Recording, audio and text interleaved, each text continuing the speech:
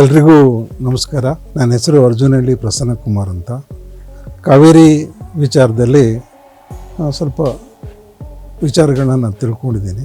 ಅದರಲ್ಲಿ ಇವತ್ತು ನಿಮ್ಮ ಮುಂದೆ ನಾನು ಮೇಕೆದಾಟು ವಿಚಾರವನ್ನು ಮಾತಾಡೋಕ್ಕೆ ಇಷ್ಟಪಡ್ತೀನಿ. ಈ ಮೇಕೆದಾಟು ಯೋಜನೆ 1950ನೇ ಇಸ್ವಿನಲ್ಲಿ ಮದ್ರಾಸ್ ಸರ್ಕಾರದವರು ಕೊಳ್ಳೇಗಾಲ ಪ್ರಾಂತ್ಯಕ್ಕೆ ವಿದ್ಯುತ್ ಶಕ್ತಿ ಕೊಡೋಕ್ಕೋಸ್ಕರ 37.5 ಮೆಗಾವಾಟ್ ಜಲವಿದ್ಯುತ್ ಉತ್ಪಾದನೆ ಮಾಡಲು ಅಲ್ಲಿ ಒಂದು ಯೋಜನೆ ಹಾಕಿದರು. ಆವಾಗ ಕೊಳ್ಳೇಗಾಲ ಮತ್ತು ಎಲ್ಲ ಮದ್ರಾಸ್ ಪ್ರಾಂತ್ಯದಲ್ಲಿತ್ತು.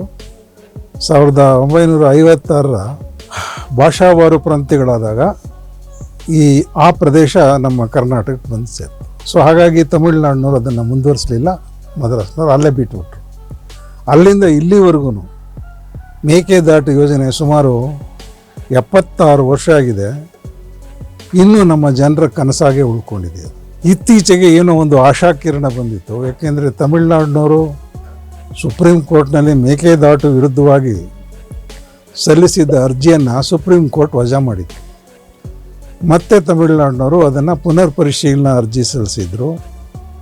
ಅದು ಕೂಡ 23/5/26ರಂದು ವಜಾ ಆಗಿದೆ. ಸೊ ಹೀಗಾಗಿ ತಾತ್ಕಾಲಿಕವಾಗಿ ಸುಪ್ರೀಂ ಕೋರ್ಟ್ನಲ್ಲಿ ಏನು ತಡೆ ಇತ್ತು ಅದು ವಜಾ ಆಗಿ ನಾವು ಮೇಕೆದಾಟು ಯೋಜನೆಯನ್ನು ಜಾರಿಗೊಳಿಸುವಂಥ ಪರಿಸ್ಥಿತಿಗೆ ನಾವು ಬಂದಿದ್ದೇವೆ.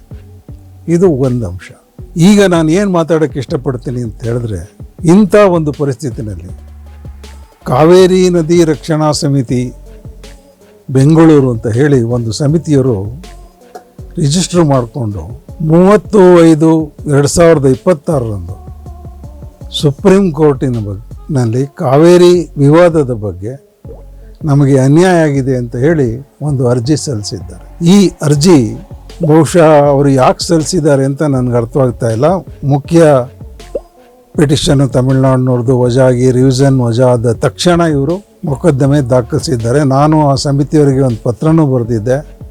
ನೀವು ಯಾವ ಆಧಾರದಲ್ಲಿ ಸಲ್ಲಿಸ್ತಾ ಇದ್ದೀರಿ, ಗ್ರೌಂಡ್ಸ್ ಏನಿದೆ ನಿಮಗೆ ಈಗ ಹೋಗೋಕ್ಕೆ, ಕೇಸ್ ತೀರ್ಮಾನ ಆಗಿ 8 ವರ್ಷ ಆಗಿದೆ, ಡಿಲೇ ಕಂಡೋನ್ಮೆಂಟ್ ಹೇಗೆ ಮಾಡ್ತೀರಿ, ಇದನ್ನೆಲ್ಲ ನೀವು ಉತ್ತರ ಕೊಡಿ. ಇಲ್ಲದೆ ಹೋದರೆ ನಾವು ಸಹ ನಿಮ್ಮ ವಿರುದ್ಧವಾಗಿ ಏನಾದರೂ ಕೆಲಸ ಮಾಡಬೇಕಾಗ್ತದೆ ಅಂತ ಒಂದು ಪತ್ರನೂ ಬರೆದಿದ್ದೆ. ಪತ್ರ ಅವರಿಗೆ 29ನೇ ತಾರೀಕು ತಲುಪಿದೆ. 30ನೇ ತಾರೀಕು ಮೊಕದ್ದಮೆಯನ್ನು ಸುಪ್ರೀಂ ಕೋರ್ಟ್ನಲ್ಲಿ ದಾಖಲೆ ಮಾಡಿದ್ದಾರೆ.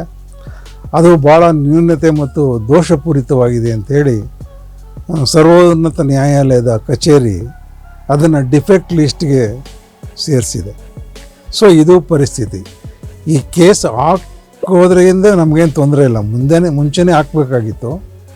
ಈಗ ಹಾಕಿರೋದ್ರಿಂದ ಅದರ ಎಫೆಕ್ಟ್ಸ್ ಏನು ಅಂತಂದರೆ, ಈ ಕೇಸು ಸುಪ್ರೀಂ ಕೋರ್ಟ್ನಲ್ಲಿ ಬಂದರೆ ಇದು ಡಿಸ್ಮಿಸ್ ಆಗಲಿ ಅಥವಾ ಆರ್ಡರ್ಸ್ ಬರಲಿ 7-8 ವರ್ಷ ಆಗುತ್ತೆ. ಈ ಕಾವೇರಿ ವಿವಾದದ ಕೇಸು ಸುಪ್ರೀಂ ಕೋರ್ಟಲ್ಲಿ ಇದೆ ಅಂತಿದ್ದಾಗ ಹೇಳಿ ನಾವು ಮೇಕೆದಾಟು ಯೋಜನೆಯನ್ನು ಮುಂದುವರಿಸಬೇಕಾದ್ರೆ ಕೇಂದ್ರ ನೀರಾವರಿ ಆಯೋಗ, ಪರಿಸರ ಆಯೋಗ, ಅರಣ್ಯ ವಿಭಾಗಗಳಿಂದ ಅನುಮತಿ ಪಡೆಯಬೇಕಾಗಿರುತ್ತದೆ.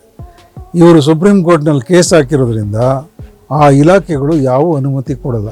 ಸುಪ್ರೀಂ ಕೋರ್ಟ್ನಲ್ಲಿದೆ, ಅದನ್ನು ಮುಗಿಸ್ಕೊಂಬನ್ನಿ, ಕೊಡ್ತೀವಿ. ಹಾಗಾಗಿ ಈ ಮೇಕೆದಾಟು ನೀರಾವರಿ ಯೋಜನೆ ಮತ್ತೆ ಹಳ್ಳಕ್ಕೆ ಬೀಳಲಿದೆ, ಮತ್ತೆ ನಾವು ಸಂಕಷ್ಟಕ್ಕೆ ಒಳಗಾಗಲಿದ್ದೇವೆ. ಆದ್ದರಿಂದ ದಯಮಾಡಿ ನಾನು ರಕ್ಷಣಾ ಸಮಿತಿಯವರಲ್ಲಿ ಮನವಿಸ್ಕೊಳ್ಳೋದು ಏನಪ್ಪ ಅಂತಂದರೆ, ಈ ಕೂಡಲೇ ನೀವು ಆ ಅರ್ಜಿಯನ್ನು ವಾಪಸ್ ತಗೊಳ್ಳಿ.